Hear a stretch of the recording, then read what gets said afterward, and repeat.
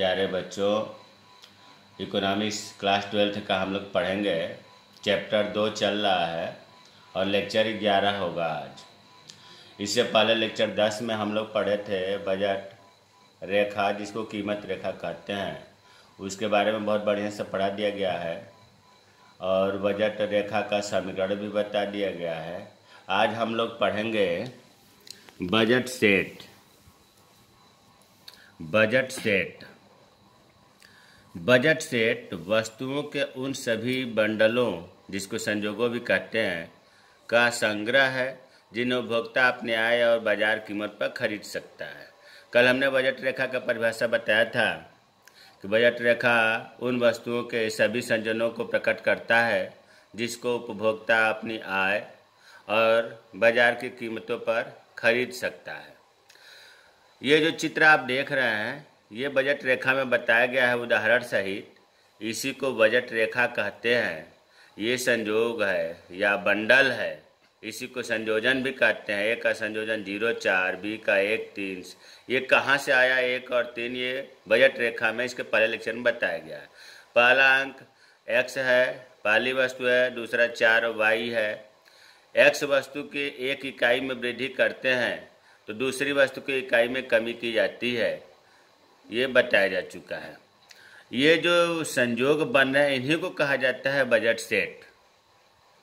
तो अब समझ में आ गया होगा, यही चीज़ है कि बजट सेट वस्तुओं के उन सभी संयोगों का संग्रह है। इसमें सेट कितने हैं? 1, 2, 3, 4, 5 बजट सेट है। ये कहाँ से तैयार हुए? संयोग मिलाया गया है एक वस्तु का दूसरे वस्तु का। तो चित्र बना करके इन्हें लिख दिया जाएगा बजट सेट। ये परिभाषा लिखा जाएगा। अगला हेडिंग है बजट सेट का समीकरण।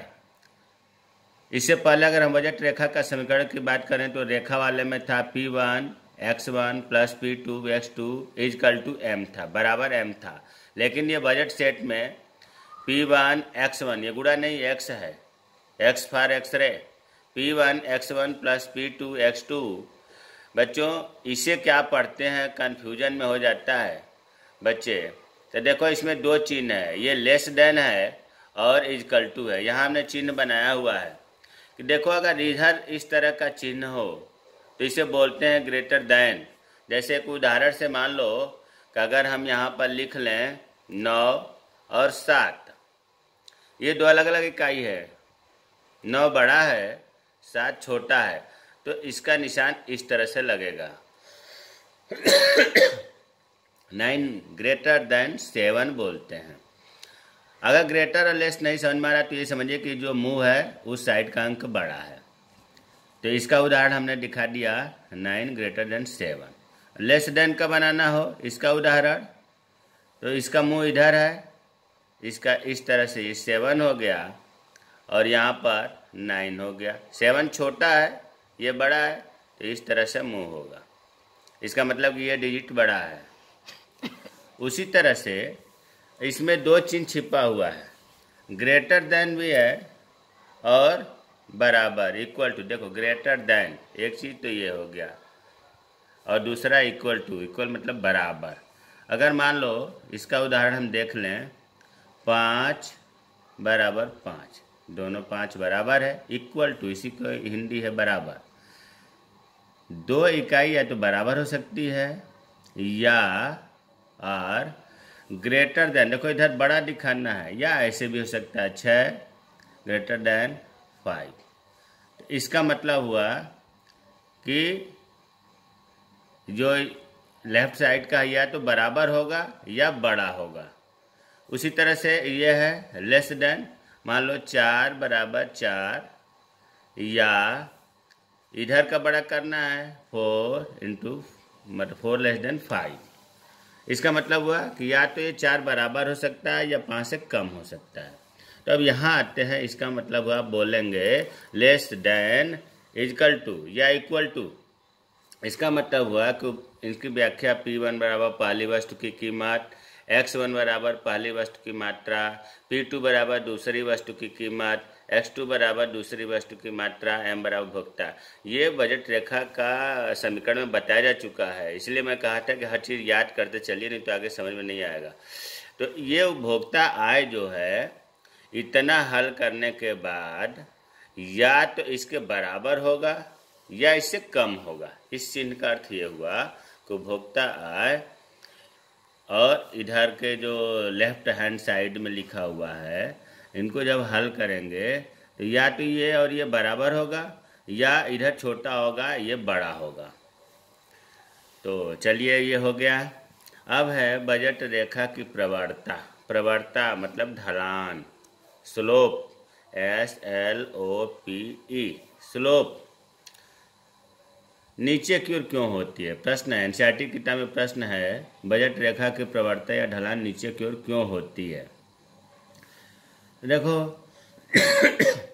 बजट रेखा की प्रवणता इस चित्र में देखें। प्रवणता मतलब ये ढाल देखो बाएं से दाएं नीचे की ओर क्यों हो रहा है? इसलिए हो रहा है कि एक इकाई के बढ़ाने पर दूसरी इकाई को कम करना पड़ता है, त्यागना पड़ता है। यही कारण है कि ढाल होता है। कहीं भी ये नियम, अगर ढाल हो रहा है इसका मतलब कि एक इकाई को बढ़ाने के बाद दूसरी इकाई को कम करना पड़ रहा है। तो ढाल क्यों होता है बजट रेखा का नीचे की ओर? इसलिए होता है क्योंकि यदि उपभोक्ता किसी एक वस्तु की एक अतिरिक्त इकाई का उपभोग करना चाहता है तो उसे दूसरी वस्तु की कुछ मात्रा का त्याग करना पड़ेगा। इसे हम कहते हैं बजट रेखा का ढलान। इसका सूत्र होता है बजट रेखा का ढलान बराबर P1 बटा P2। P1 बराबर पहली वस्तु की कीमत, P2 बराबर दूसरी वस्तु की कीमत। अब आते हैं बजट रेखा का खिसकाव। जैसे उत्पादन संभावना वक्र में खिसकाव होता था वैसे इसमें भी खिसकाव होगा। अब इसे हम बना करके देखते हैं। देखिए जैसे सब में बनाते हैं उसी तरह से इसमें भी चित्र बनाएंगे। बार बार मैं कहता हूँ कि इकोनॉमिक्स में चित्र और ग्राफ और उदाहरण, चित्र का मतलब ग्राफ से है, उदाहरण के बिना काम चलने वाला नहीं है। आसानी से याद हो जाता है जब आप ग्राफ की सहायता से करें। 3 चित्र बनाना है हमने। इधर हो गया x वस्तु।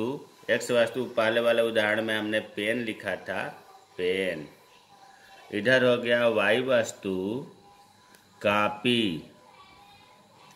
उसी तरह से तीनों में लिख दें। x वस्तु मीन्स पेन, y वस्तु मीन्स कॉपी।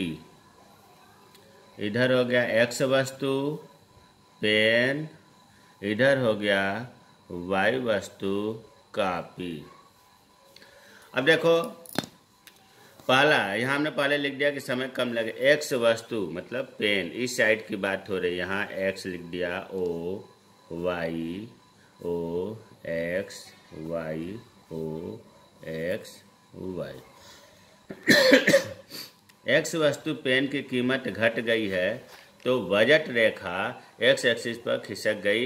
यहाँ x वस्तु की कीमत में कमी हो रही है। देखो आप ऐसे बना करके सबसे पहले आप कीमत रेखा बना देंगे।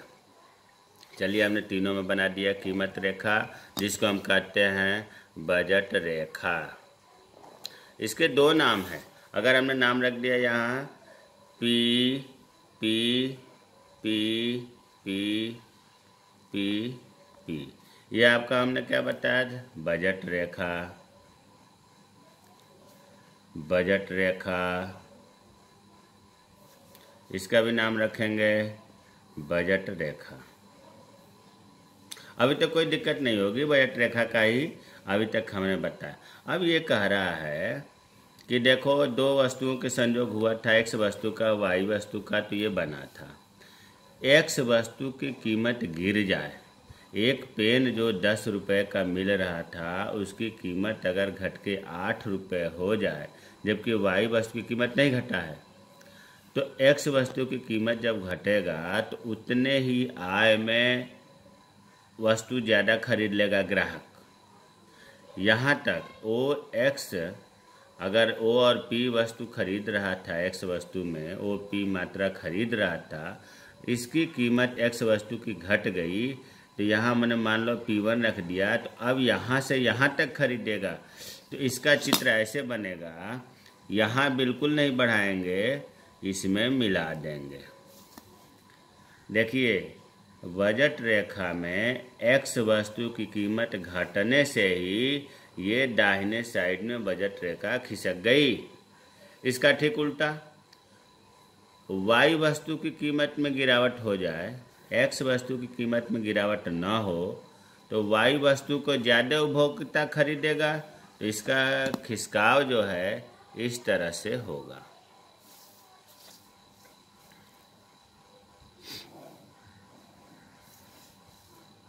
पेंसिल रुक रुक चल रही है। ये जो है मिल जाएगा, कई बार उठाना रखना पड़ गया ना। ये हो गया, यहाँ से ये बढ़ा, यहाँ पहले वाले ही बिंदु है P। ये ध्यान देना बच्चों, ये एक ही है, दो नहीं है। यहाँ पर एक ही चीज़ है, ये चीज़ नहीं है। यहाँ ये P था तो यहाँ P1 हो गया। ठीक इसका उल्टा, यहाँ एक्स वस्तु की कीमत खिसकी तो दाहिने साइड में खिसक गया बजट रेखा। यहाँ वाई वस्तु की कीमत खिसकी तो वाई रेखा आगे बढ़ गई, इधर नहीं बढ़ा। अब अगर एक्स वस्तु के और वाई वस्तु के दोनों का यहाँ दिखाना है। अब मान लो आय बढ़ गई, उपभोक्ता की आय बढ़ गई, उदाहरण में 40 रुपये था और बढ़ गई, तो एक्स वस्तु भी ज़्यादा खरीदेगा, वाई वस्तु भी ज़्यादा खरीदेगा। तो इसका चित्र दोनों को आगे बढ़ा देंगे, अर्थात ये जो है बजट रेखा आपका दाहिने खिसक गया, इधर खिसक गया।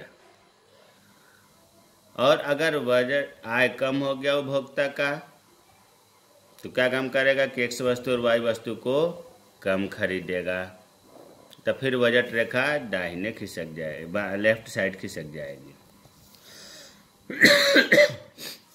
तो एक बार फिर समझ लो, एक्स वस्तु की कीमत गिरने पर एक्स वस्तु की मात्रा ज़्यादा खरीदेगा, इसलिए बजट रेखा खिसक गई दाहिने साइड में। वाई वस्तु की कीमत घटने पर वाई वस्तु ज़्यादा खरीदेगा, इसलिए वाई वस्तु की बजट रेखा आगे खिसक गई। उपभोक्ता की आय बढ़ने पर बजट रेखा दाहिने खिसक गई, उपभोक्ता की आय घटने पर बजट रेखा की बाएं खिसक गई। तो इस प्रकार ये आप बजट सेट तैयार कर लीजिएगा। कोई अगर समस्या हो तो व्हाट्सएप नंबर पर पूछ लीजिएगा। जय हिंद, जय भारत।